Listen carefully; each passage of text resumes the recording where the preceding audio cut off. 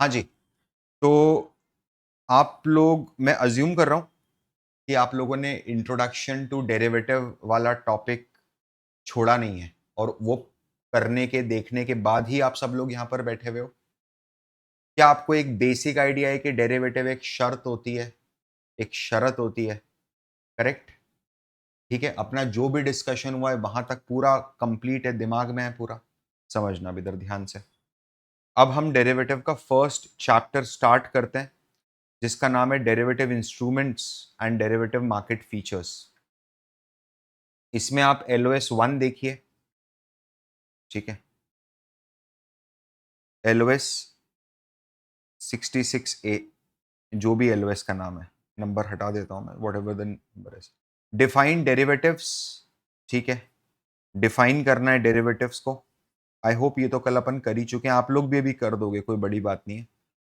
And describe करना है basic feature,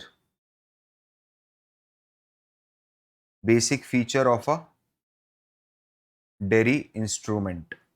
एक डेरी इंस्ट्रूमेंट के बेसिक फीचर को डिस्क्राइब करना है, ठीक है।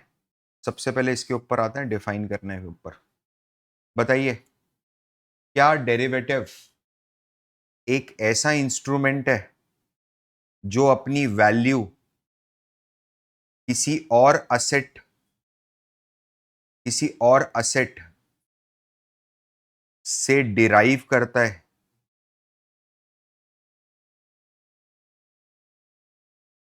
किसी और असेट मतलब अंडरलाइंग असेट, और डिराइव करता है मतलब क्या asset value and dairy value linked है, क्लोजली लिंक्ड है आपस में? क्लियर? किसी ना किसी तरीके से लिंक्ड है, समझना। अब उसके बहुत सारे फैक्टर्स हो सकते हैं। सर क्या जरूरी है कि अगर मेरा असेट का वैल्यू 10 रुपए बढ़े तो मेरे डेरिवेटिव का वैल्यू भी 10 रुपए बढ़ जाए? बिल्कुल भी नहीं। क्या बहुत सारे फैक्टर्स रोल प्ले कर जाएंगे बीच में आके? वो हमें लेवल 2 में प्रचंड रूप से सीखना है, और लेवल 3 के अंदर आप लोगों को स्ट्रैटेजीज बना के अप्लाई करना है डेरिवेटिव की। लेवल 2 में भी स्ट्रैटेजीज है, लेवल 3 में उनका एप्लीकेशन है। फॉर्चुनेटली अनफॉर्चुनेटली अगर आपने एनआईएसएम का 8 वाला प्रोग्राम देख लिया है तो आपने ऑलमोस्ट 90% ऑफ द डेरिवेटिव्स को कंप्लीट करने की कोशिश करी है। समझना, लेवल 1 का तो हो ही जाएगा, इक्का दुक्के दो एक चैप्टर छोड़ के। 90% could be an overstatement, but majority of the derivatives आप कवर कर लोगे, समझना, तीनों लेवल के मिला के। एनीवेज, ये सब लोगों को समझ में आ रहा है? ये वाला जो चार्ट है ये आप ऊपर बनाओगे जहां रीडिंग 66A है, आपको इसको किसी और अंडरलाइंग असेट से लिख सकते हो आप डायरेक्टली, आपको ऐसे एरो निकाल के अंडरलाइंग लिखने की जरूरत नहीं है। इसको ऊपर में बना लो, टॉप में ना 66 के ऊपर।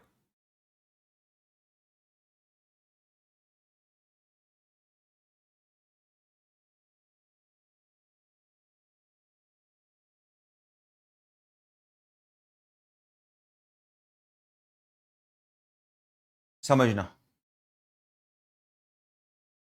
हाईलाइट कीजिए, derivative security derive it's value from another security और अ वेरिएबल।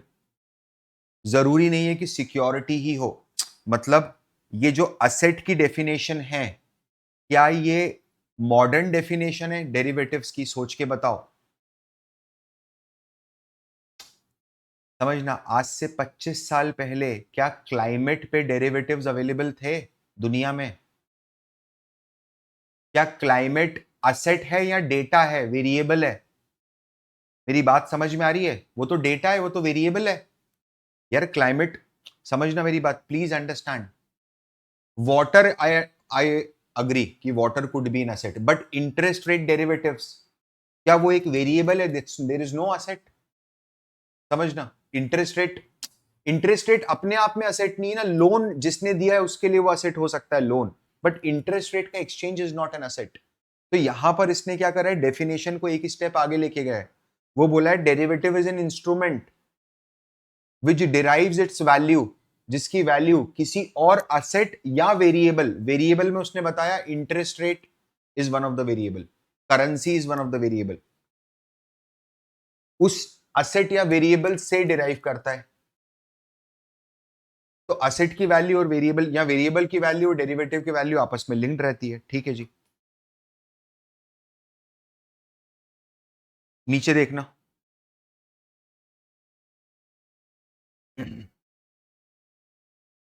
सिक्योरिटी और variable referred as underline, value of derivative at a point in time is derived from the value of underlying।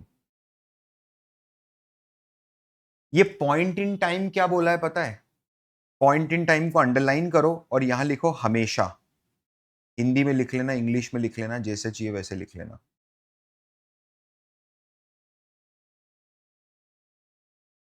मतलब यह है कि क्या derivative की value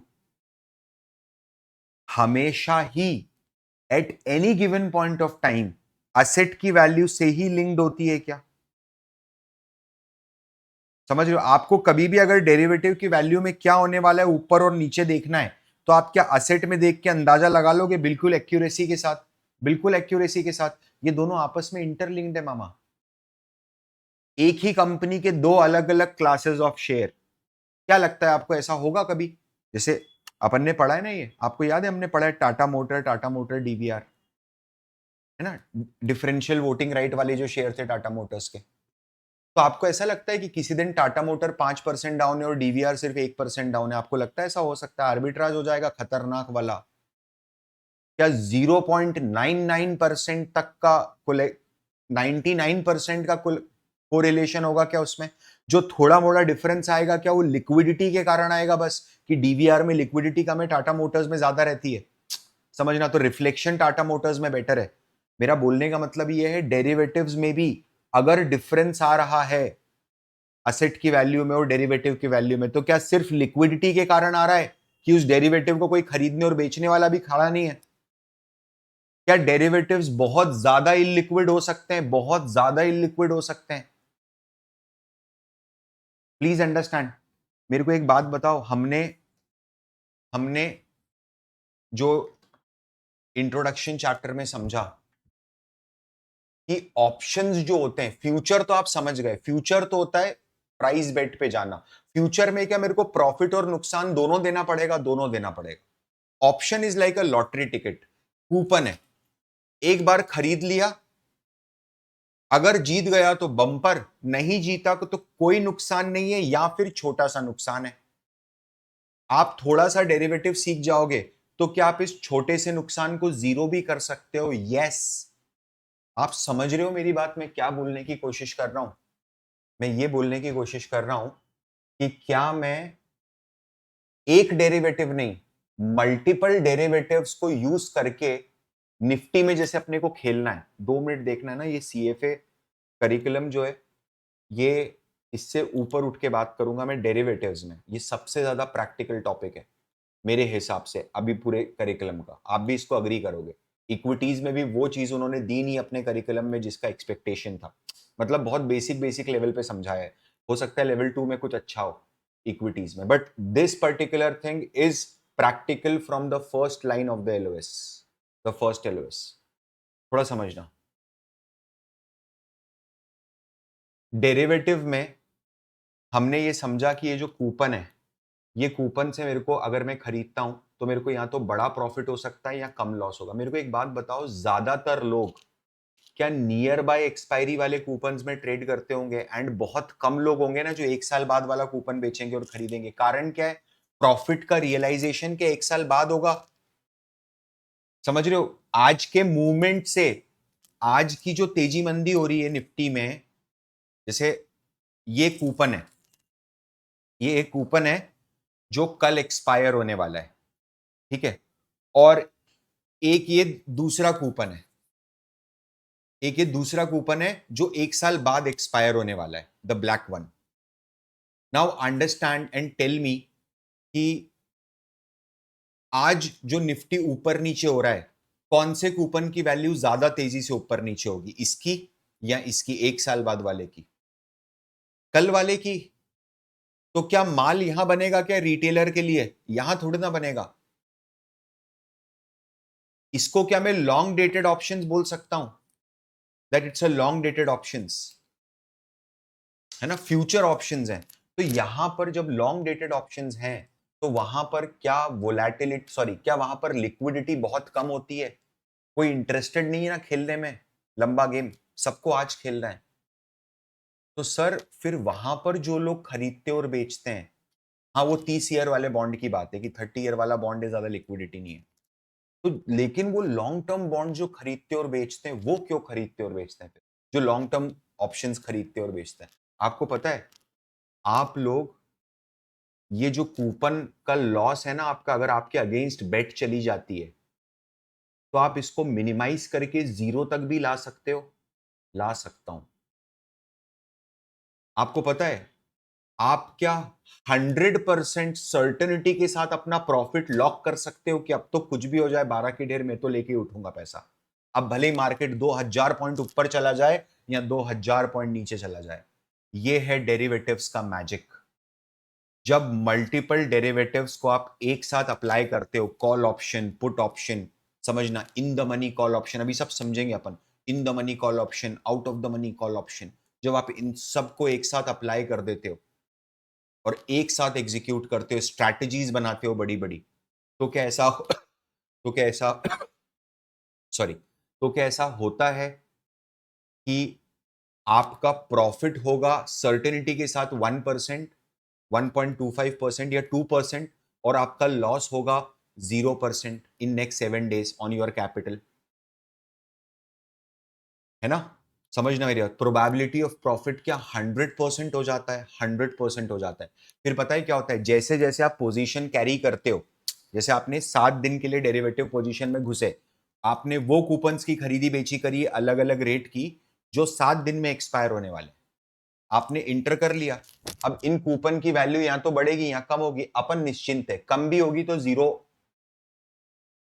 loss है अपने को, सिर्फ अपने को क्या ट्रांजेक्शन कॉस्ट और ब्रोकरेज का खर्चा आएगा इसके अंदर, दैट्स ओके। लॉस नहीं हुआ ना, कितनी बड़ी बात है, कैपिटल बच गई, आज बची अगले हफ्ते फिर लगा दूंगा, समझना। और क्या ये लोग करते हैं? करते हैं, मेरी बात समझना, अभी पूरा आपको डायफ्रेम देता हूं, आपको तुरंत समझ में आएगा। 7 दिन वाले कूपन एक्सपायर हो रहे हैं, मैंने इनका कोई स्ट्रैटेजी बनाई, मल्टीपल डेरिवेटिव्स एक साथ पोजीशन ले ली टू इंश्योर कि मेरा प्रॉफिट 2-2.5% हो जाए और मेरा लॉस 0% हो या 0.10% का लॉस। अब क्या हुआ, 3 दिन बीत गए। 3 दिन बीतने के बाद मैंने क्या करा पता है, मैंने जो इनिशियल 5-6 डेरिवेटिव्स खरीदे थे ना, उसमें से 2 डेरिवेटिव मैंने निकाल लिए और 2 नए डेरिवेटिव मैंने डाल दिए। समझना, मैंने स्ट्रैटेजी को एडजस्ट कर दिया। क्या इसको बोलते हैं एडजस्ट करना, डेरिवेटिव्स की पोजीशन को एडजस्ट करना। मैं आपको स्ट्रीट लैंग्वेज सिखाने की कोशिश कर रहा हूं, that we have adjusted the position of derivative, absolutely. अब क्या होता है पता है, कई बार जब आप ये एडजस्टमेंट करते हो तो उस चक्कर में क्या प्रॉफिट लॉक हो जाता है, प्रॉफिट लॉक हो जाता है, मतलब अब 0% नहीं है। अब अगर मार्केट अपने फेवर के अगेंस्ट भी चला गया, अपने अगेंस्ट भी चला गया, तो भी अपन मिनिमम 0.5% पैसा लेके ही उठेंगे। मेरे को एक बात बता, 0.5% इंटरेस्ट एक हफ्ते में क्या बहुत बड़ा इंटरेस्ट होता है? बहुत बड़ा होता है भाई। इसको तू कंपाउंडिंग करेगा तो क्या 50%, 60% पहुंच जाएगा? कंपाउंडिंग करके बता दो जरा फटाफट। 52 का कंपाउंडिंग पीरियड लगा 0.5 में, 1.005 raise to the power 52 minus 1, 29% आ रहा है, 29.6%, 30%। मेरी बात समझना। और वो सेफ है क्या? It is way better than any stock, it is way better than any real estate investment. Why? Because this is a fixed profit, risk free rate में। समझना, आप में अगर वो कैपेबिलिटी है, मैं वो बताना चाह रहा हूं डेरिवेटिव्स में, तो क्या छोटा मत समझो इसको। 0.25% भी बहुत बड़ा रिटर्न है, क्योंकि आपका क्लाइंट क्या 100 करोड़ रुपए लगा देगा। मेरी बात समझ में आ रही है? कोई दिक्कत नहीं है ना, बैठे बैठे मेरे को अगर 25 लाख रुपए मिल रहे हैं तो एक हफ्ते के, बैंक में पड़ा होता कुछ भी नहीं मिलता वो पैसे का। समझ रहे हो? बहुत अच्छी बात है, मेरे को 50 लाख रुपए मिल रहे हैं तो एक हफ्ते। क्या लोग भी लगाते हैं, बिल्कुल करते हैं ऐसा। अच्छा, और ये तो मैंने वर्स्ट केस सिनेरियो में बताया है कि आपको 0.5, ये भी तो है ना सेफेस्ट बताया आपको। हो सकता है 2% भी चमका दूं। 2% मतलब 100 करोड़ पे 2 करोड़, बहुत हो गया ब्रो। तेरे को बांट देगा पैसा हो बोनस में। आपको समझ में आ रहा है? डेरिवेटिव ट्रेडर, डेरिवेटिव एनालिस्ट अगर आप बनते हो,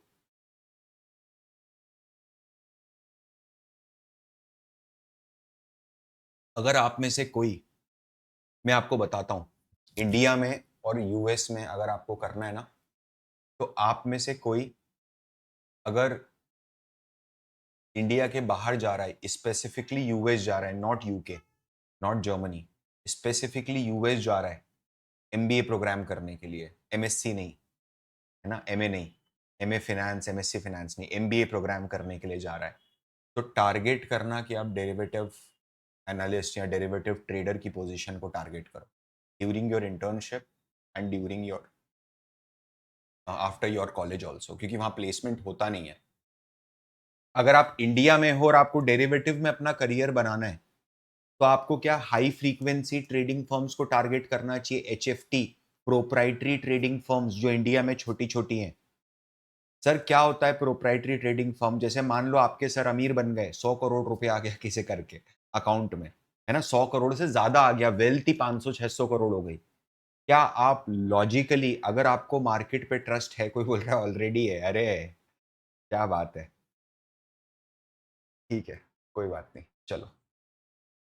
सुबह सुबह का मजाक है इसलिए मैं माफ कर दिया, नहीं तो मैं ऐसे बहुत खतरनाक आदमी हूँ, आपने देखा नहीं अभी, सीरियसली, सुबह सुबह का मजाक था, ठीक है।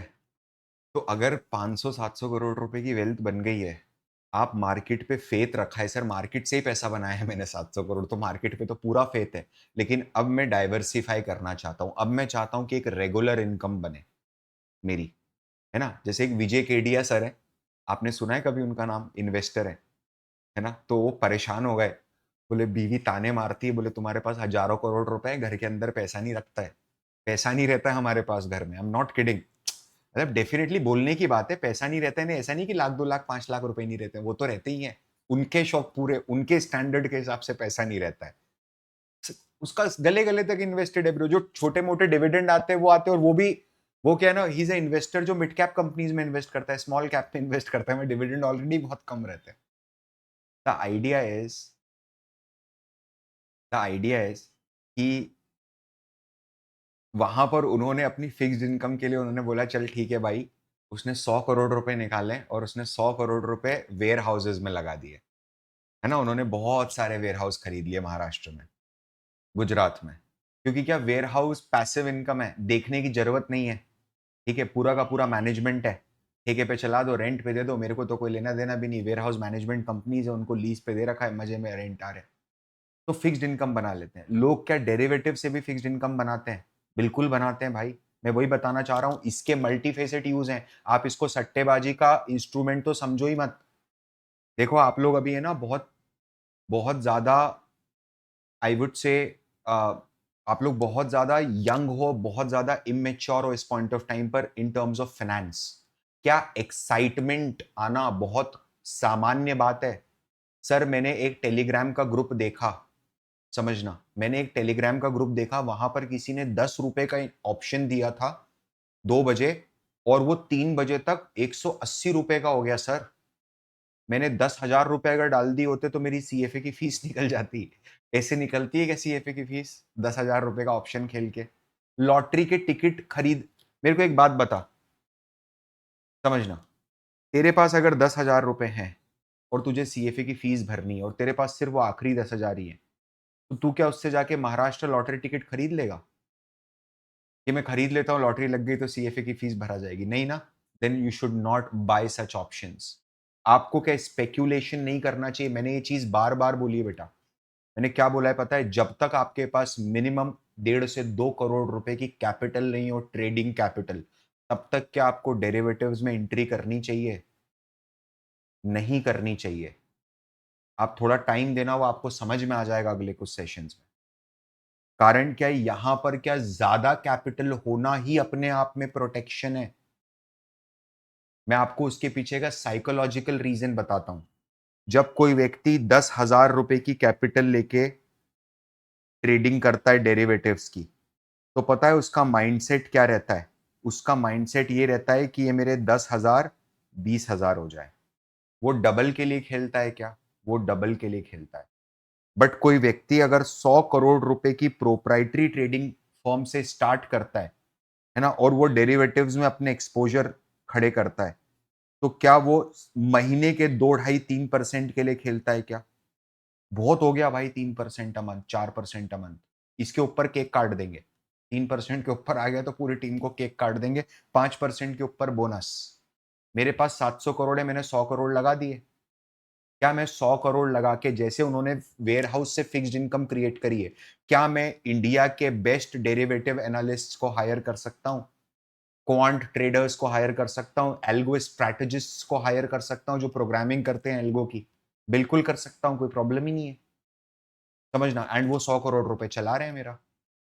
मैंने रिस्क टॉलरेंस बता रखा है। 2 मैंने एफआरएम भी हायर कर लिए रिस्क टॉलरेंस के लिए, रिस्क मैनेज करके रखना। ठीक है, 10 लोग हैं, साल की 5-7 करोड़ रुपए की सैलरी जा रही है, कोई दिक्कत नहीं। 3% महीना कमा के दे रहे ना, बुरा है क्या ये? आपके हिसाब से महीने का 5-6 करोड़, 10 करोड़ भी जा रहा है तो बुरा नहीं है भाई। साल का 10 करोड़ भी अगर इनकी सैलरी में जा रहा है तो इट इज नॉट बैड। उसके ऊपर बोनस दूंगा मैं। समझना। अगर सब कुछ आपने प्रोफेशनली मैनेज किया है तो you are running show like Goldman सैक्स, right, like Jane Street. Sir क्या इस तरह की फर्म्स इंडिया में है? कलकत्ता जैसे शहर में भी है, और एक नहीं है, मल्टीपल है। गुड़गांव में मल्टीपल है। आपको बात समझ में आ रही है? मल्टीपल फर्म्स हैं। क्या आप यहां पर अपना करियर आजमा सकते हो इंडिया में? और बताऊं एक चीज, अगर यहां पर ल्यूक्रेसी नहीं है, ल्यूक्रेसी नहीं है मतलब क्या? बहुत ल्यूक्रेटिव जॉब होगा इन टर्म्स ऑफ मनी, वैसा नहीं है। बट अगर इंडिया में रह के आपको in terms of money derivative में लंबी छलांग मारनी है कभी, तो एक ही रोड मैप है बस उसका, जितना मैंने देखा है आज तक अपने जीवन में। ठीक है, क्योंकि अब आप इंजीनियर नहीं हो। There is only one road map of that thing. इसके अलावा मेरे को नहीं पता कि क्या है। एंड इसीलिए इसकी प्रोबेबिलिटी बहुत कम होती है। That is to crack IIM Lucknow. सिर्फ IIM लखनऊ एक ऐसा IIM कॉलेज है जहां पर हांगकांग की एक कंपनी आती है, सालों से आती है, और 2 डेरिवेटिव एनालिस्ट हर साल हायर करके लेके जाती है।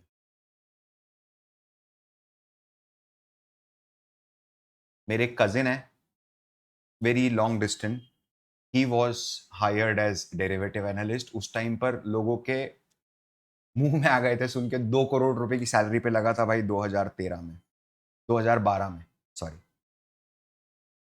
And he worked there for 1 year, saved money. He came back to India 2013 में। उस इंडिया आया। 2014 का उसने यूपीएससी का एग्जाम दिया, उसमें ही बिकेम आईपीएस। आईपीएस की ट्रेनिंग में चला गया। वहां पर 2015 के अंदर उसने AIR 1 निकाली। करंटली ए कलेक्टर इन राजस्थान। समझना। मैं ये बोलना चाह रहा हूँ बस, इसके अलावा और कोई ऑप्शन नहीं है। IIM लखनऊ ही है, वहां से डेरिवेटिव की वो पोजीशन मिलती है, जेन स्ट्रीट जैसी। बाकी जेन स्ट्रीट IIT बॉम्बे में आके रिक्रूटमेंट करके जाता है, बट ये कंप्यूटर साइंस वालों को उठाता है सिर्फ। That's it. 2012 में भी दो। यार अब देखो, वो इन्फ्लेशन तो काटा ही है। समझना मेरी बात। आपको क्या लगता है? आप सुन के हिल जाओगे। मैं आपको बताता हूं, तो मैं इसका पता है इसलिए बता रहा हूं। एक सीए का एवरेज पैकेज, सीए का जो कैंपस होता है, उसका एवरेज पैकेज 2008 में कितना होता था और 2025 में कितना है? आप गेस कर सकते हो? यहां पर होता था 6 लाख रुपए और यहां पर है 8 लाख रुपए। क्या ये कोई बहुत बड़ा इंक्रीमेंट है? नहीं है। टीसीएस का मिनिमम पैकेज 3.5 लाख होता था, आज भी 3.5 लाख ही है। समझ रहे हो आप? कारण क्या है? बहुत सारे फैक्टर्स है ना। अरे आज भी आप 20-25 हजार रुपए में ही तो उठाते हैं, और कितने में उठाते हैं? महिंद्रा, टेक महिंद्रा, मैं इनकी बात कर रहा हूँ। टीसीएस है ना, टेक फर्म्स की बात कर रहा हूँ। इन्फोसिस इन्फोसिस सब लोगों की। डोंट पेक्युलैरिटी की नहीं सर, मिनिमम 4 लाख रुपए तो देते ही है। समझना। इन्फ्लेशन भी एडजस्ट नहीं करा है। कारण क्या? सप्लाई बढ़ गया भाई। कचरे के जैसे हो गए कि इंजीनियर्स। समझ रहे हो? हर अटेम्प्ट में पहले यहां पर, जब मैं सीए बना था, मैं मजाक नहीं कर रहा हूं, उस टाइम पर 0.03% का रिजल्ट था बोथ ग्रुप का। अकाउंटिंग का पेपर जब आया था तो लोगों ने 15 मिनट तक तो देखा था पेपर को बस कि है क्या चीज है, पूछा क्या है इसने, पूरे पेपर में, नॉट किडिंग, लिटरली बता रहा हूँ, लोग एक दूसरे को देख रहे थे 15 मिनट। नवंबर 2013 का पेपर देखना कभी उठा के, कोई सीए वाला बंदा अगर इसको देख रहा है तो, अकाउंटिंग का सीए फाइनल का, है ना। और आज अभी जब मैंने अभी रिजल्ट आए ताजे ताजे, मैंने देखा 14,000 बच्चे सीए बने। अब बताओ आप मेरी बात, 14,000 का सप्लाई अगर आप दे रहे हो कॉर्प, क्या 14,000 जॉब्स हैं एब्जॉर्ब करने के लिए? 14,000 छोड़ो सर, आधे लोग तो मान गया, 4,000 जॉब्स हैं 14,000 में से, 2,000 जॉब्स हैं, कंफर्म बोल सकते हो 2,000 लोगों को नौकरी पे मिल जाएगी। क्या अब डिग्री के बाद भी बच्चा स्ट्रगल करता है क्या? डिग्री के बाद भी स्ट्रगल होती है, समझ रहे हो? अब वो चीज क्या सीए एब्सोल्युटली करेगा ही सीएफए। कारण क्या है, उसको अब ये चीज पता है क्या कि सीए बनने से अकेले काम नहीं चल रहा है, तो अब सीएफए करना पड़ेगा, और वो चीज ऑलरेडी हो रही है। पता है आप लोगों के साथ क्या हो रहा है? आप लोगों के साथ ये हुआ है, आप अब उस दौर में आ चुके हो, अभी जो चल रहा है, जितना मेरा एनालिसिस है, इस समय सीएफए का क्रेज क्या धीरे धीरे टीयर 1 से शिफ्ट होकर टीयर 2 पे भी आ रहा है क्या, और टीयर 3 पे आ रहा है? इनफैक्ट टीयर 1 में कम हो रहा है, अभी सैचुरेशन नहीं आया है, सैचुरेशन टीयर 2 टीयर 3 वाले लेके आएंगे, समझ रहे हो आप? टीयर 1 में तो कम हो रहा है ये सब चीजें, क्योंकि वहां पर क्या दूसरे करियर अपॉर्चुनिटीज उनके पास ज्यादा अवेलेबल है। I am not kidding, the kind of people who are interested in CF in Bombay 10 years ago, 5 years ago are not interested right now because they have multiple other options. Sir अब ये कर लेते हैं, वो कर लेते हैं, ये सीख रहे हैं, वो सीख रहे हैं, समझ रहे, started earning money while they are in college. तो फिर क्यों एजुकेशन लेगा कोई भी? और सर मिलेगा क्या? मैं एक बार आपने बिजनेस कर लिया, आप कभी जॉब नहीं कर पाओगे, गारंटी है इस बात की, 100%। मैं झाड़ू लगा दूंगा, मजाक नहीं कर रहा हूँ, लेकिन नौकरी नहीं करूंगा अब कभी जीवन में, है ना, वैसी चीज है। तो सीएफए इस समय लेवल टीयर 2 सिटीज के अंदर जा रहा है। कहां से हो आप लोग? अकोला, आगरा, कानपुर, समझ रहे हो, फिरोजाबाद, भटिंडा, जयपुर, समझना, टीयर 4 सिटीज हैं, छोटी छोटी सिटीज है सर, सूरत, फलोदी, राजस्थान के किसी गांव में बैठा हुआ है बच्चा, हापुड़, हरियाणा में, अरे यूपी के अंदर हापुड़ है, समझना। अब वो हापुड़ से बैठ के बात कर रहा है, चाय फेमस है हापुड़ के हाईवे में, ढाबों की, प्लीज अंडरस्टैंड। इतने छोटे छोटे शहरों में इमेजिनेशन ही नहीं था। आज कोविड-19 के पहले, मैं मजाक नहीं कर रहा हूं, क्या अनअफोर्डेबल था सीएफए एग्जाम टीयर 2 टीयर 3 वालों के लिए। ये तो जो प्रॉपर्टी के रेट चमके ना पिछले 5 सालों में, इससे क्या पैसा आया है पब्लिक के पास? सही बात है भाई, टीयर आप जरा सा अंदर घुसोगे 70 किलोमीटर हाईवे से, तो वहां सिर्फ खेती खेत तो है लोगों के पास, और है क्या, 200 बीघा जमीन थी, 50 बीघा पापा ने बेच दी, फैक्ट्री वाले को आ गया पैसा। अब अफोर्डेबिलिटी आ गई है, सैचुरेशन बढ़ेगा बाबू धीरे धीरे, ठीक है। चलो अपन आगे देखते हैं। देखो यार, चलिए, आपने ये नोट कर लिया था सब लोगों ने ऊपर, ठीक है। चलो सेकेंड पैराग्राफ में आइए। Simple example of derivative, forward contract. Forward contract का क्या मतलब है? फॉरवर्ड कॉन्ट्रैक्ट के ऊपर लिखो, या लिखो आपस की शर्त। फॉरवर्ड कॉन्ट्रैक्ट जो लिखा हुआ है, सॉरी एक मिनट कट हो रहा है, फॉरवर्ड कॉन्ट्रैक्ट के ऊपर लिखिए आपस की शर्त। Yes,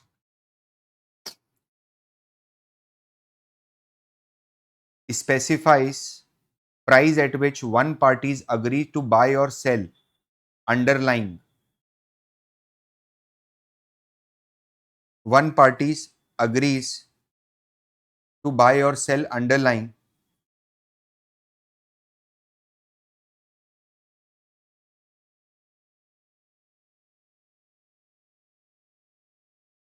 at a specified future date,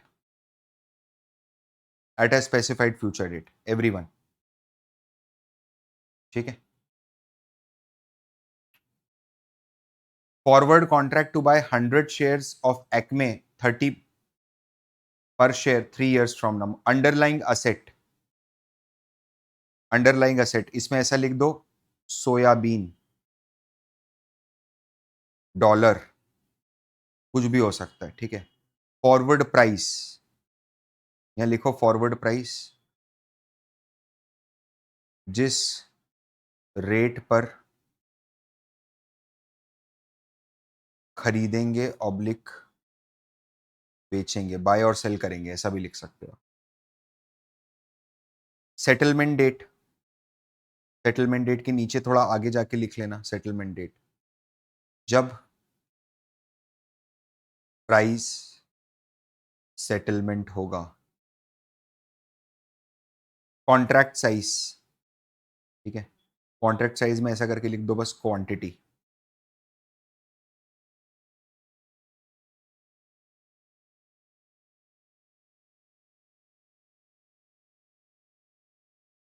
यहां देखना फॉरवर्ड प्राइस, लास्ट वाला पॉइंट बहुत इंपॉर्टेंट है। Forward price is set so that the forward contract has the zero value to both the parties at the contract initiation. आपने मुझसे शर्त लगाई है ना कि आईटीसी का भाव 40 रुपए के ऊपर जाएगा तो आप मुझे पैसा दोगे, 40 से नीचे जाएगा तो मैं आपको पैसा दूंगा। मैंने शर्त लगाई और शर्त लगाते के साथ ही मैं चिट्ठी लेके तेरे पास आ गया कि ला भाई दे फटाफट। तू क्या बोलेगा? तू बोलेगा चेन तो पकड़ भाई, अभी स्टॉक में कोई मूवमेंट इस समय क्या है, कागज की वैल्यू जीरो है, तो बात कर चुके हैं अपन पहले ही। जैसे ही कॉन्ट्रैक्ट स्टार्ट हुआ है कागज की वैल्यू जीरो है, जीरो है। प्लेन वनीला में जब मैं मेरे दोस्त के साथ शर्त लगाता हूं, सुन वो तो कोई ऐसा खराब दोस्त है तो आप लोग शर्त लगाने के पहले बोलते हो कि पहले दिखा तेरे पास 10 रुपए है कि नहीं है, फिर मैं शर्त लगाऊंगा। समझना वहां पर, क्योंकि आपको पता है कि काउंटर पार्टी रिस्क है, तो यू वांट टू इंश्योर कि कुछ एस्क्रो जैसा फंडा बैठ सकता है, इसके पास है भी कंगले के पास 10 रुपए। ये तो हमेशा यही करता है, शर्त हार जाता है और फिर मेरे को पैसा नहीं मिलता है। इस चक्कर में 4 बार कूद गया मैं पानी में। समझना, बाहर निकल के हाथ खड़े कर दिए, बोले मेरे पास तो है ही नहीं। Please understand. लेकिन अगर आपका बहुत अच्छा दोस्त है तो यूजुअली क्या, जब शर्त लगती है तो शुरुआत में कोई पैसा थोड़ा ना देता है किसी को भी, क्या बाद में ही सेटलमेंट होता है पूरा का पूरा। वही बोल रहा है वो, neither parties pay at initiation of the contract. ठीक है, इसको हाईलाइट कर लेना। इसके बाद आगे बढ़ोगे तो इसने 3 आउटकम्स दिए, 3 आउटकम्स दिए मतलब spot price is 30 equal to forward price. यहां लिखो आगे, जहां equal to forward price of $30 है ना, उसके आगे लिखो नो प्रॉफिट नो लॉस। कोई प्रॉफिट हो रहा है क्या? ना कोई प्रॉफिट हो रहा है ना लॉस हो रहा है, market price forward price same है। नीचे देखना, spot price 40 greater than forward price, क्या प्रॉफिट हो रहा है? यहां लिखो सेकंड वाला जो है ना, उसके आगे यहां जाके लिख दो profit of $10 per share to buyer in forward contract. क्या जो फॉरवर्ड कॉन्ट्रैक्ट में बायर होगा उसकी बल्ले बल्ले हो गई, 40 रुपए का माल 30 रुपए में मिल गया उसको, तो बाजार में जाएगा 10 रुपए का, तो खड़े पे प्रॉफिट है। ठीक है, नीचे spot price is 25 at settlement date less than forward price, इसमें नीचे लिखना profit of $5 per share to seller and loss of $5 to buyer. अगर नीचे लिख सकते हो तो लिख दो जीरो सम गेम।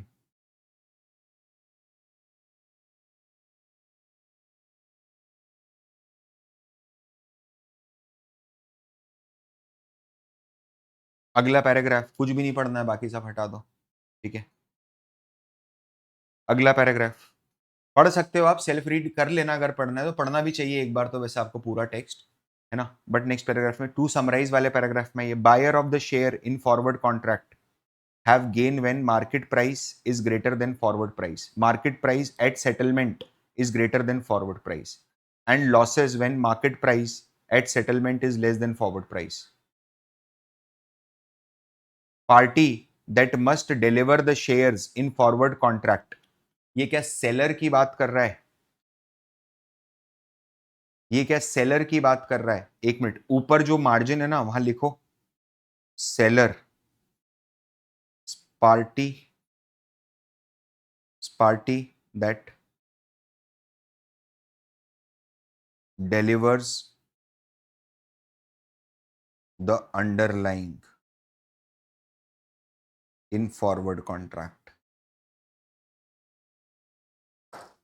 समझना, आपने मैंने आपसे शर्त लगाई कि आप मेरे को आज से 1 महीने के बाद 1 टन सोयाबीन दोगे, 1000 किलो सोयाबीन मैं आपसे लूंगा। समझना, क्या 1 महीने के बाद आपको इंतजाम करना है 1000 सोयाबीन का, 1000 किलो सोयाबीन का, या तो 1000 किलो सोयाबीन का जुगाड़ कर दे, समझना, या फिर उस समय जो मार्केट रेट है वो मार्केट रेट दे दे मेरे को, तो मैं जाके खरीद लेता हूं। क्लियर है? समझ में आ रहा है? अब जरा एक बात समझना है, यूजुअली क्या होता है, ये अपने कवर नहीं है सिलेबस में, बट यूजुअली क्या होता है, मोस्ट केसेस के अंदर क्या डेरिवेटिव के अंदर जो पोजीशन बनाई जाती है वो सेटलमेंट के पहले ही स्क्वायर ऑफ कर ली जाती है क्या? मोस्ट ऑफ द केसेस में, मतलब सेटलमेंट वाले दिन मार्केट बंद होने के पहले पहले क्या डेरिवेटिव की पोजीशन को कट कर देते हैं और अगले अगले एक्सपायरी के डेरिवेटिव ले लेते हैं। रोल ओवर बोलते हैं, क्या इसको अपन ने पढ़ा है? क्या ये रोल ओवर होता है? हमने पढ़ी है जी ये चीज, ठीक है, रोल ओवर रिस्क है, ठीक है। तो क्या होता है ब्रो, मेरी नीयत है क्या उससे सोयाबीन लेने की कि वो सोयाबीन का एक ट्रक 1000 किलो भर के मेरे घर के दरवाजे के बाहर पहुंचे? बिल्कुल भी नहीं। क्या जब वो इंटर कराए तब उसकी नीयत है क्या? उसकी भी नीयत नहीं है। दोनों का क्या यही है कि बस मार्जिन मिल जाए अपने को, जो प्रॉफिट डिफरेंस है, जो प्राइस का डिफरेंस है, वो मेरे लिए मुनाफा या नुकसान है। तो इसमें क्या होता था, इसमें क्या आखिरी मोमेंट तक सट्टेबाजी चलती थी क्या? जब तक मार्केट बंद नहीं होता था तब तक खरीदते रहो बेचते रहो, कोई दिक्कत नहीं है। Please understand. अभी क्या हो गया, सेबी ने क्या ये कंपलसरी कर दिया है कि आपको फिजिकल डिलीवरी देनी पड़ेगी अब? मतलब आप समझ रहे हो, आपको क्या अपने अंडरलाइन की फिजिकल डिलीवरी देनी पड़ेगी? यस।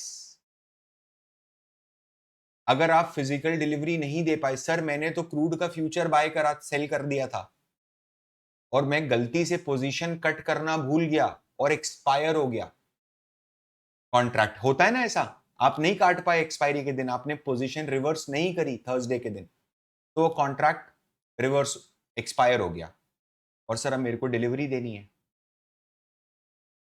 आप क्रूड डिलीवर कर सकते हो? आपको ऐसा लगता है? कैसे करोगे? कहां से करोगे? सोयाबीन होता तो कोशिश करते। लॉजिकली सोच, सोया तू बैठा है अलवर में, मार्केट है बंबई में, देखो लगता है तू कहीं से कहीं तक सोयाबीन डिलीवर कर सकता है, उस पोजीशन में तू सोयाबीन डिलीवर करने की बिल्कुल भी नहीं। तो क्या मार्केट में डिफॉल्ट करना पड़ेगा अपने को? डिफॉल्ट ही मारना पड़ेगा कि डिफॉल्ट जैसे ही मारूंगा वैसे ही सारा का सारा स्टॉक बिक जाएगा? सिंपल। अरे आपने एक्सचेंज से ही डिफॉल्ट कर दिया ब्रो, तो बेच ही देगा आपके स्टॉक्स को, मतलब डेबिट में बैलेंस खड़ा कर देगा, स्टॉक ब्रोकर फ्रीज कर देगा स्टॉक को सारे के सारे। अगर डेबिट बैलेंस लंबा खड़ा रह गया तो उसके पास पावर है बेचने की, अथॉरिटी आपने साइन करके दिया है उसको, तो लिक्विडेट कर देगा आपके इन्वेस्टमेंट्स। आपको समझ में आए यहां तक? आगे देखिए, the gain to one party equal to losses to other at settlement. At settlement very important, at settlement को गोला मार देना है ना?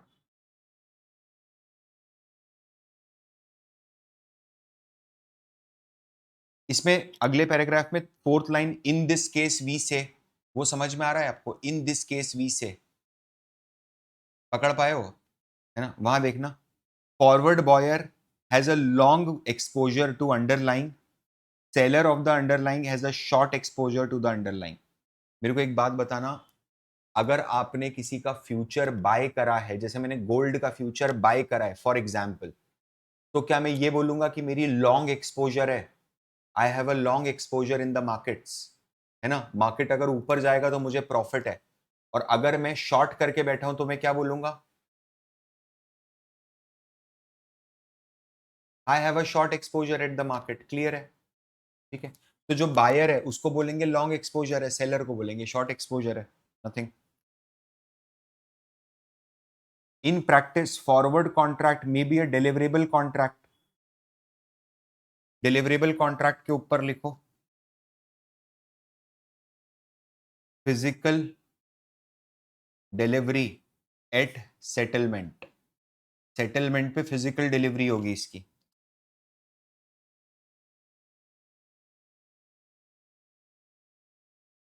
Means the payment and the shares must be exchanged. Cash settled contract, only gains and losses are exchanged at settlement. आगे आइए, अगला paragraph, we can view a derivative, ठीक है, इसको आगे आ जाना, ये आगे कवर होगा। इसके बाद वाले पैराग्राफ में जहां पर हेज्ड और पार्शियली हेज्ड लिखा हुआ है, वो वाला पैराग्राफ पकड़ पा रहे हो? ठीक है, आइए।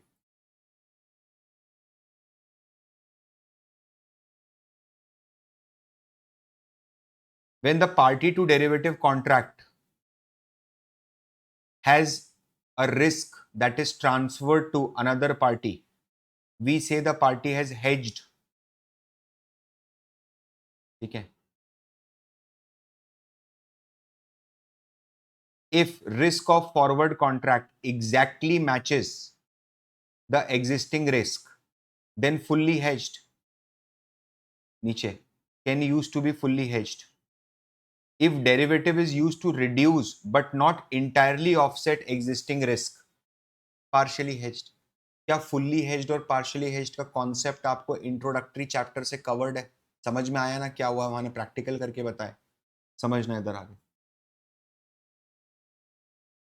समझना।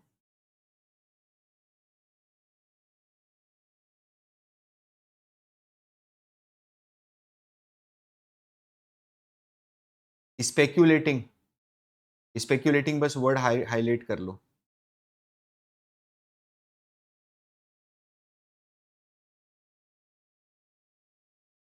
मुझे एक बात समझाओ, अगर मेरे पास शेयर्स हैं, है ना, और मैं मेरी रिस्क को हेज करने के लिए ऑप्शंस में एंट्री कर रहा हूं, क्या मैं स्पेक्यूलेशन कर रहा हूं? नहीं, इनफैक्ट मैं मेरी रिस्क को कम कर रहा हूं, है ना, मैं मेरी रिस्क को कम कर रहा हूं। आज मेरे पास कोई शेयर ही नहीं है, आज मेरे पास, I don't have the share of that particular company with me, right. मेरे पास किसी तरह का रिस्क एक्सपोजर है उस कंपनी का इस पॉइंट ऑफ टाइम पर, अभी जब मेरे पास कोई शेयर ही नहीं है तो कोई शेयर, कोई एक्सपोजर नहीं है। लेकिन अगर आप अब विथ जीरो रिस्क एक्सपोजर आप डेरिवेटिव कॉन्ट्रैक्ट में इंटर कर गए, तो क्या आपने अपनी रिस्क बढ़ा ली? क्या आपने रिस्क को एक्सपोज कर लिया क्या खुद को? You have increase the risk using derivative. जब आप डेरिवेटिव को यूज करके रिस्क को इंक्रीज करोगे तो क्या उसी को स्पेक्यूलेशन बोलते हैं, और क्या है? क्योंकि डेरिवेटिव तो रिस्क हेजिंग इंस्ट्रूमेंट है। डेरिवेटिव्स का जो बनाया गया था विद द बेसिक कॉन्सेप्ट, उसको रिस्क मैनेजमेंट टूल जैसा बनाया गया था, वो तो अपन ने कबाड़े कर दिए। अपन ने मतलब सबने, सिस्टम ने कबाड़े कर दिए, ठीक ना। आगे देखिए, समझना, इसमें हाईलाइट करना स्पेक्यूलेटिंग वाले में, no existing price risk increases risk by entering into forward contract. In this situation, buyer is said to be speculating on the future price. ठीक है,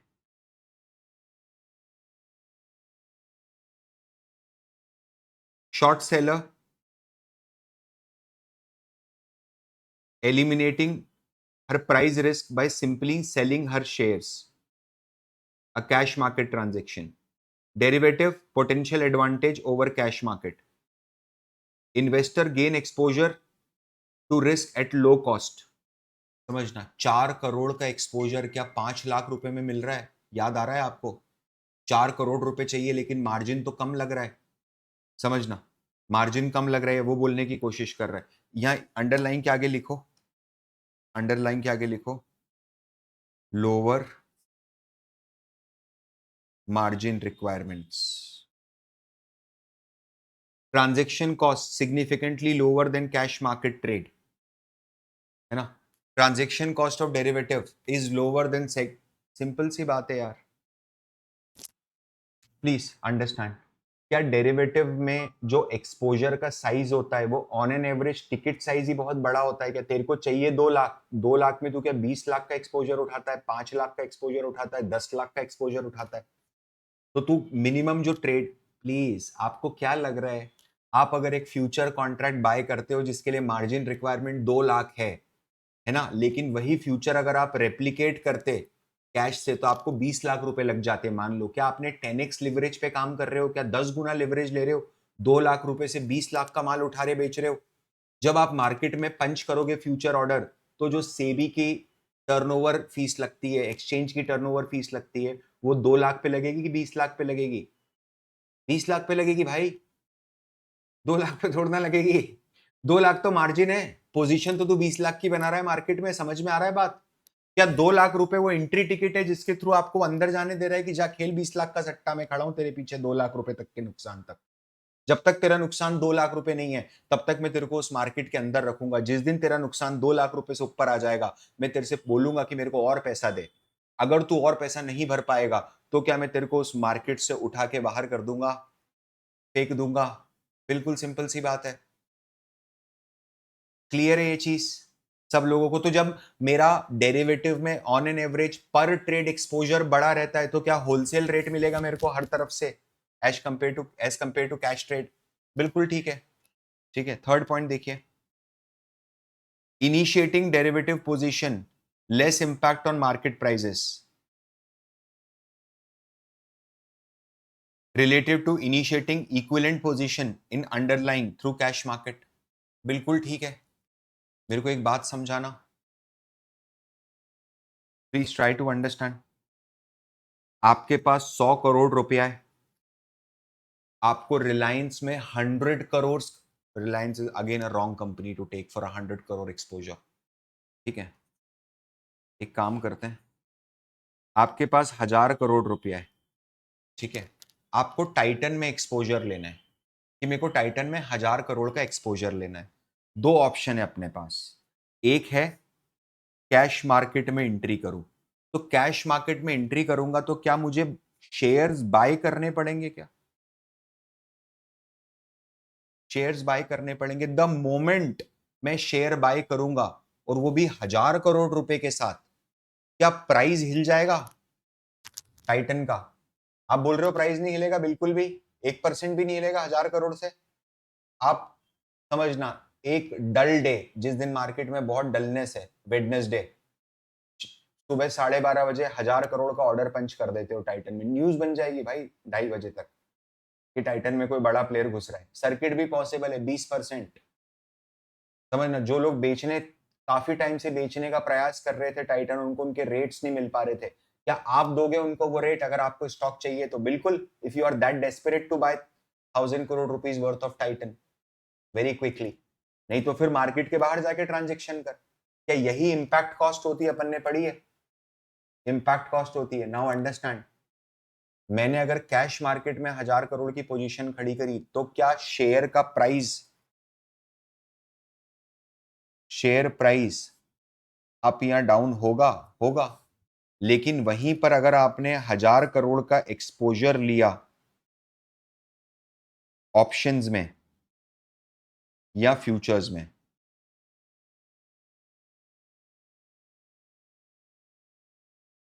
विथ जस्ट 100-200 करोड़, यहां पर तो आपने शर्त लगाई है क्या? मेरे को एक बात समझा, शर्त, दो लोग आपस में अगर शर्त लगा लें तो उससे क्या उस असेट की एफिशिएंसी में कोई इंप्रूवमेंट आता है क्या? किसी भी तरह की एफिशिएंसी इन एफिशिएंसी में उस असेट पे कोई इंपैक्ट पड़ता है क्या? Imagine your self on a Sunday morning, है ना, विद अ ब्लेजर, दिसंबर का मंथ है, आप महालक्ष्मी रेस कोर्स में बैठे हुए हो, आपको इनविटेशन आया है स्पेशल बॉक्स का, कॉर्पोरेट बॉक्स का, है ना, आपने सोचा यहाँ बेटिंग भी कर लेते हैं। आपने किसी घोड़े पे शर्त लगा दी, घोड़ा नंबर 8। प्लीज अंडरस्टैंड, क्या बाय डिफॉल्ट घोड़ा नंबर 8 तेज हो जाएगा क्योंकि आपने शर्त लगा दी है? कैसी बात कर रहे हो ब्रो? मैंने अगर किसी स्टॉक पे शर्त लगाई है तो क्या शर्त लगाने के बाद आदमी देखता है दूरबीन लेके? आप तो स्पेक्टेकुलर बन गए ना, आप क्या ऑडियंस बन गए हो शर्त लगाने के बाद? अब आपको बैठ के देखना है बस क्या हो रहा है मार्केट में। आप थोड़ा ना हिला रहे हो मार्केट का प्राइस। मेरे पास इतना पैसा होता तो मैं डेरिवेटिव में आता ही क्यों? ये लाइन समझ में आई आपको जो बोला है उसने? क्लियर है? एक एक लाइन समझेंगे, ठीक है, हाईलाइट करना है इसको। इनिशिएटिंग, वापस पढ़ो, अब समझो, वापस पढ़ो एक बार फिर समझते। इनिशिएटिंग अ डेरिवेटिव पोजीशन, अगर मैं डेरिवेटिव पोजीशन में इंटर करता हूं, have a less impact on market prices. समझना, प्लीज अंडरस्टैंड, इसमें लेस इंपैक्ट क्यों बोला है सर, जीरो इंपैक्ट क्यों नहीं बोला? क्योंकि मार्केट होशियार है। क्या मार्केट कंटिन्यूअस बेसिस पे ट्रैक करता है कि कितने लोग शर्त लगा रहे हैं एवरी टाइम? क्या ये डेटा लाइव होता है कि कितने लोग फ्यूचर्स और ऑप्शंस में घुसे हैं? समझना, मेरी बात सुनने की कोशिश करो। आप तो ये मानो कि ये जो है, ये वाला शेयर प्राइस है, ये शेयर प्राइस है। मैं इसको और रियलिस्टिक बना देता हूं।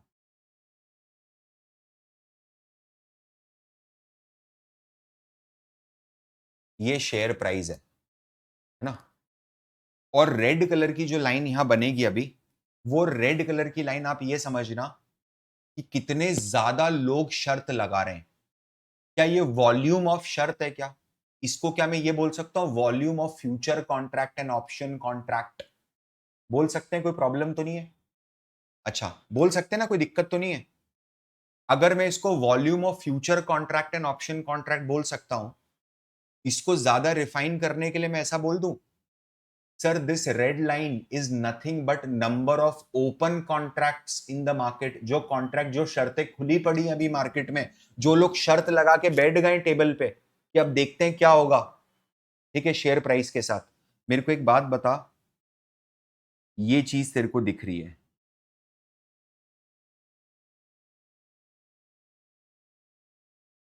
और ये लॉन्ग की शर्त लग रही है, क्या इसका ये मतलब निकाला जा सकता है? सुनना, क्या स्पॉट प्राइस मेरा फ्लैट है क्या? है ना? एंड क्या यहां पर लॉन्ग एक्सपोजर कंटिन्यूअसली बढ़ रहा है क्या? लॉन्ग एक्सपोजर कंटिन्यूअसली बढ़ रहा है, प्लीज अंडरस्टैंड। तो इसका ये मतलब है क्या कि जो लोग शर्त लगा रहे हैं और भयंकर तरीके से शर्त लगा रहे हैं कि इसका प्राइस ऊपर जाएगा, मेरी बात समझने की कोशिश करना, क्या ये इंडिकेशन मिल सकता है कुछ रिटेलर्स को कि खरीद लो? एक बात समझने की कोशिश करना, यहां पर अगर मैं एक रिटेलर बन के बैठा हूं और मैंने अभी अभी समझा है कि जो ओपन ऑप्शंस होते हैं, ओपन कॉन्ट्रैक्ट्स होते हैं, इनका एनालिसिस कैसे करते हैं, क्या उसके लिए ये बुलिश सिग्नल नहीं है आपके हिसाब से? बुलिश सिग्नल है ना, कि प्राइस फ्लैट चल रहा है बट कोई शर्त लगा रहा है कि एक महीने में प्राइस ऊंचा चला जाएगा, ऊपर चला जाएगा। और ये जो शर्त लगा रहे हैं, ये छोटे मोटे लोग नहीं है, ये क्या करोड़ों अरबों रुपए से शर्त लगा रहे हैं सर। यहां पर ओपन कॉन्ट्रैक्ट अगर 10 था, तो यहां पर ओपन कॉन्ट्रैक्ट 180x है, 1800 हो चुका है। मतलब उनके, वेरी गुड, क्या उनके पास कुछ ऐसा उनको पता है जो अभी बाजार में नहीं पता चल पाया है लोगों को? ये सब चीजें बहुत ऑब्वियस होती हैं।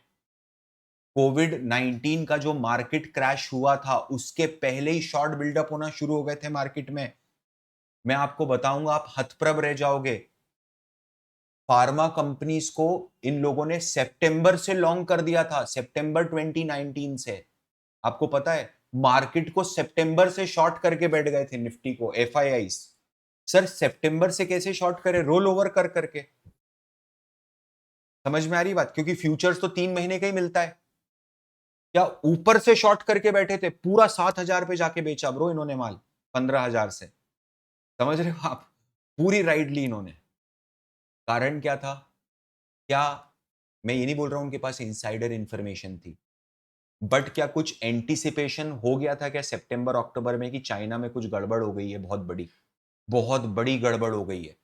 समझ रहे हो? वो याद है आपको, mobile tower suddenly, number of sims activation रुक गई थी चाइना में, रातों रात 10 लाख सिमें बंद हो गई चाइना में एक ही झटके में।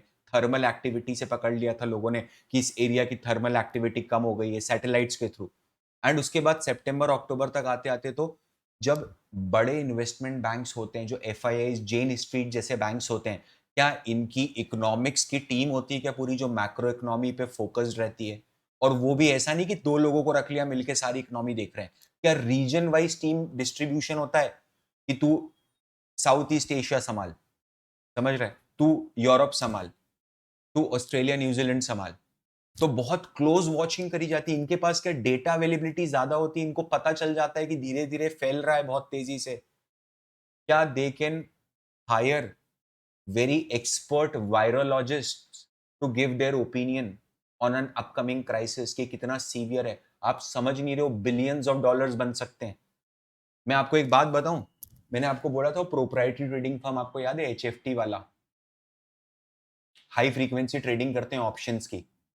2-3% के रिटर्न्स बनते हैं, उसके ऊपर केक कट जाता है। मेरे को एक बात बताना, 2 महीने हैं, 1 महीने में कोई इवेंट नहीं है, सब नॉर्मल चल रहा है, और दूसरे महीने में 2 बड़े इवेंट आ गए। एक इंडिया का इलेक्शन रिजल्ट आ गया, से फॉर एग्जांपल, और एक फेड ने रेट ही 2% काट दिए। ये दोनों इवेंट एक ही महीने में हो गए। आपको क्या लगता है वो एचएफटी फर्म कहां पर ज्यादा पैसा बनाएगी? नो इवेंट वाले महीने में या 2 बड़े इवेंट वाले दिनों में? आपको पता है वो 2 बड़े इवेंट वाले दिनों में ज्यादा पैसा बन जाएगा। कारण क्या होता है? वोलैटिलिटी बहुत हाई होती है। क्या एचएफटी फर्म डेरिवेटिव, अगर आप डेरिवेटिव में पोजीशन ले रहे हो और प्रॉफिट बना रहे हो, तो क्या रिटेलर्स को ही चूना लग रहा है और किसको लगेगा? तो रिटेलर्स को चूना जिस दिन मार्केट ऊपर नीचे होता है उस दिन लगाना ज्यादा आसान होता है ना, एज कंपेयर टू जब मार्केट फ्लैट होता है। तो कारण क्या? इलेक्शन है। लोग क्या इलेक्शन, मैंने यूट्यूब जिसको मैं फॉलो करता हूं उसने इलेक्शन वाली स्ट्रैटेजी बना के दिखाई है मेरे को। मैं तो लगाऊंगा इस बार इलेक्शन वाली स्ट्रैटेजी। समझ में आ रहा है आपको मैं क्या बोलने की कोशिश कर रहा हूं?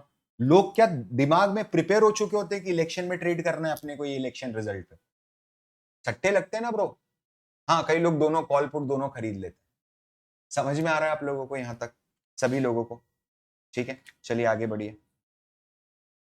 अंडरलाइंग एसेट एंड वेरिएबल्स की बात कर रहा है। अब यहां पर है ना, ये बहुत सिंपल है, ये बहुत ही सिंपल तरीके से बस आपको ये बता रहा है कि क्या क्या अंडरलाइंग हो सकती है, और वो जो अंडरलाइंग है वो किस तरह की अनसर्टेनिटी को केटर करता है। Point number 1, bond. ठीक है, bond, forward contract on 30 year US treasury bond. Risk involve is uncertainty about future bond prices. क्या बॉन्ड का फ्यूचर हो सकता है? बिल्कुल हो सकता है। अगला, इंडेक्स S&P 500। अब मेरे को एक बात बता, अगर आपको निफ्टी 50 में एक्सपोजर लेना है, तो क्या वो 50 शेयरों में एक्सपोजर लेना पड़ेगा?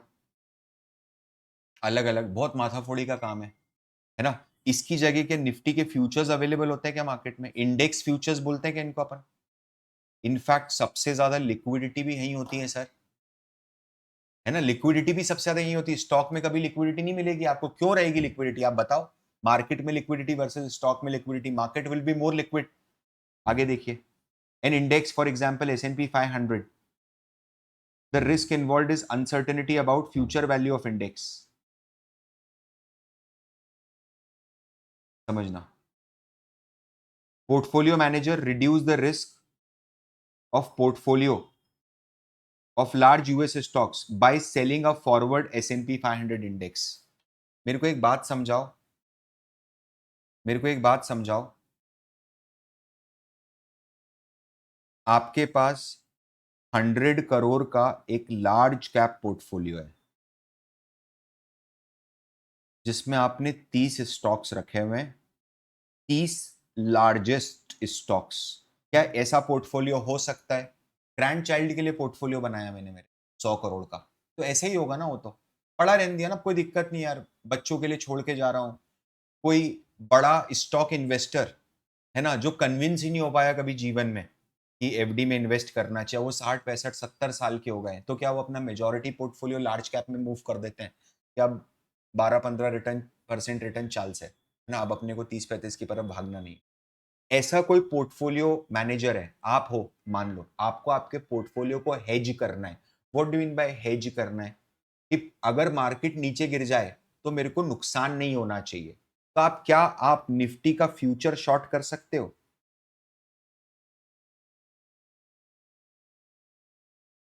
अभी अपन इसके बारे में देखेंगे, तो बहुत बेसिक एग्जांपल ले रहा हूं, इसमें बहुत सारे क्वेश्चंस आ सकते हैं आपको दिमाग में, आप होल्ड करके रखना अभी क्वेश्चन, ये खत्म नहीं कर रहे हैं अपन हेजिंग, आगे आएगी। और जैसे कि क्या क्या क्वेश्चन आ सकते हैं सर? हो सकता है ना कि जो लार्ज कैप स्टॉक हो, ये इसका जो करेक्ट रिप्रेजेंटेशन ना हो निफ्टी, ऐसा हो सकता है ना? दोनों में कोरिलेशन बहुत कम हो। मेरे को एक बात बताओ, ये आपकी असेट है और ये आपका हेजिंग इंस्ट्रूमेंट है, ये आपकी हेजिंग इंस्ट्रूमेंट है। आपके असेट और हेजिंग इंस्ट्रूमेंट में क्या कोरिलेशन स्ट्रांग होना चाहिए, स्पेशली नेगेटिव कोरिलेशन, तभी तो हेज हो पाएगा।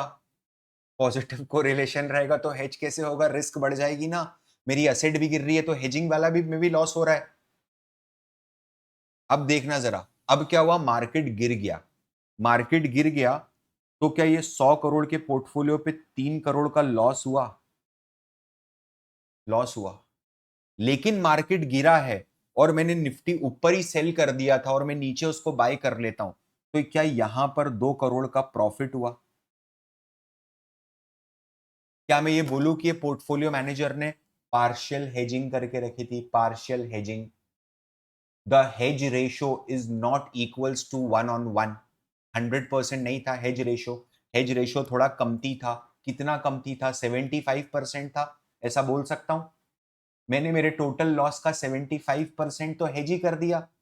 The loss is just 25%, sorry 66% hedge कर दिया। 3 करोड़ का 2 करोड़ कमा लिया, 2/3। ठीक है, the loss is just 33%। Clear है सब लोगों को? यहां तक सब लोगों को क्लियर है? ए टू जेड यही बोल रहा है वो। Third point, currency. अच्छा, इसके नीचे और एक और, investor can gain long exposure to portfolio quickly and at a low cost by buying forward. ये वही बोल रहा है कि सट्टा खेलो, है ना, लिख दो साइड में, सट्टा खेलो कम पैसा लगा के। यार ये कोई एडवांटेज नहीं है, मेरी बात समझना। या लोगों ने इसको एडवांटेज जैसा परसीव नहीं करा है, इंक्लूडिंग यू एंड मी।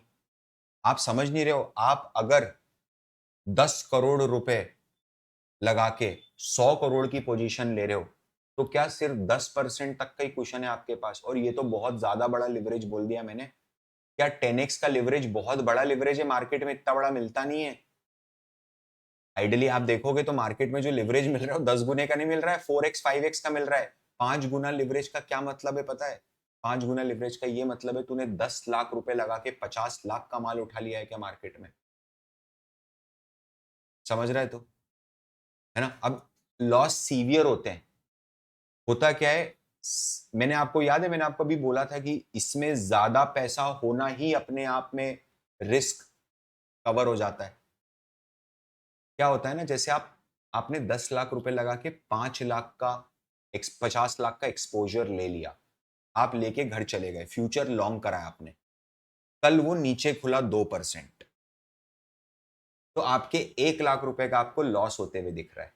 आपने अभी भी हिम्मत बांध के रखी, कोई दिक्कत नहीं है, समझना। अगले दिन मतलब खुला 1% नीचे और फिर और लुढ़क गया, 2.5% नीचे, 3% नीचे लुढ़क गया। अब आपको आपका लॉस से फॉर एग्जाम्पल 3%, 3 लाख रुपए का होते हुए दिख रहा है, एक एग्जाम्पल के रूप में। तो अब क्या वो कैपिटल का 30% दिख रहा है आपको यहां पर होता हुआ? अब 3 लाख का लॉस दिखना बंद हो गया ना। अभी दिख रहा है 10 लाख में 3 लाख तो चले गए, बचे ही 7 लाख है। तो क्या आदमी फोमो में आके पोजीशन काट देता है?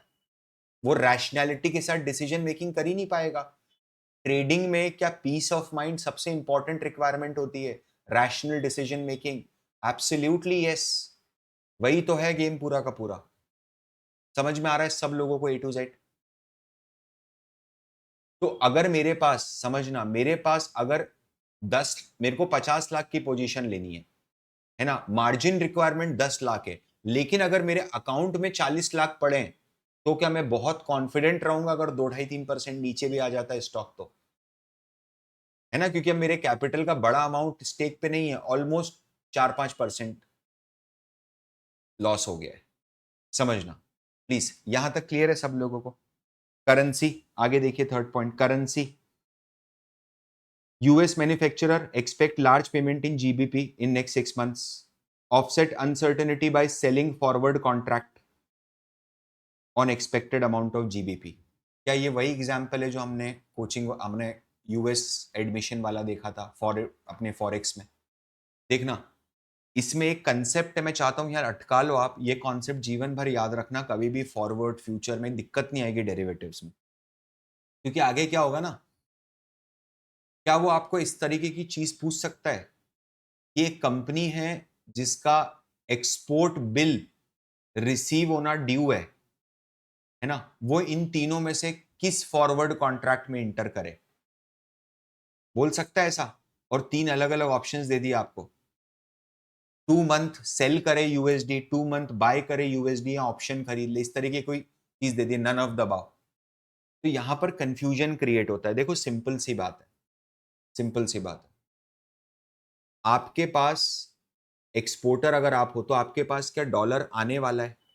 डॉलर फ्यूचर में आपके पास 1 महीने बाद डॉलर, 2 महीने बाद डॉलर आने वाला है। आपको डर क्या है कि डॉलर का प्राइस गिर ना जाए, यही डर है ना, डॉलर का प्राइस गिर ना जाए। अगर आपके पास आज डॉलर आ जाते तो क्या आप आज ही बेच देते तुरंत पूरा का पूरा?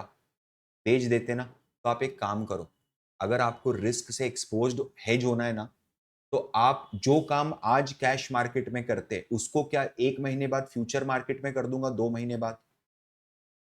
तो क्या मैं 2 महीने बाद का फ्यूचर सेल कर दूं आज ही? क्लियर है ये चीज सब लोगों को? अगर मुझे मुझे कॉलेज की फीस भरनी है आज से 6 महीने बाद और मेरे को डर है कि रेट बढ़ ना जाए, अगर मेरे पास आज कैश होता तो मैं पूरे के पूरे डॉलर आज ही खरीद के बैठ जाता क्या? बिल्कुल बैठ जाता। और अगर अब मेरे को इसकी रिस्क हेज करनी है तो क्या मुझे फ्यूचर खरीद लेना चाहिए? क्लियर है? चलिए यही लाइन बोल रहा है ये। आगे देखिए, interest rate 1 year treasury bill rate similar to derivatives based on bond, except higher interest rate means gains, whereas the higher gains for interest rate forward and a higher interest rate means lower bond prices, loss for the buyer of the bond. ये दोनों अलग अलग चीजें।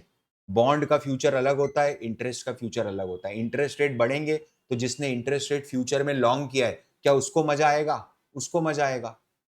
और वहीं पर ही अगर interest rate बढ़ेंगे तो बॉन्ड में जिसने शॉर्ट मारा है, जिसने सेल करा है, उसको मजा आएगा, क्योंकि बॉन्ड के प्राइसेस कम होंगे इंटरेस्ट रेट बढ़ने से। समझना।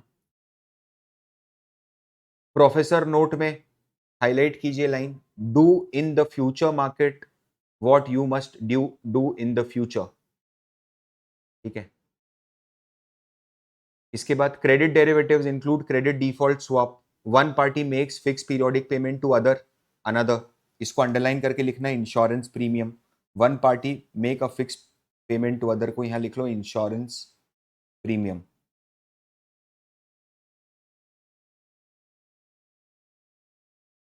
टू अनदर पार्टी ना, which will make a payment only if underlying credit instrument suffer a loss in value due to default। दूसरी पार्टी मेरे को पेमेंट तभी करेगी जब डिफॉल्ट हो जाएगा। लास्ट वाला derivative created on whether crypto currencies longevity. ठीक है।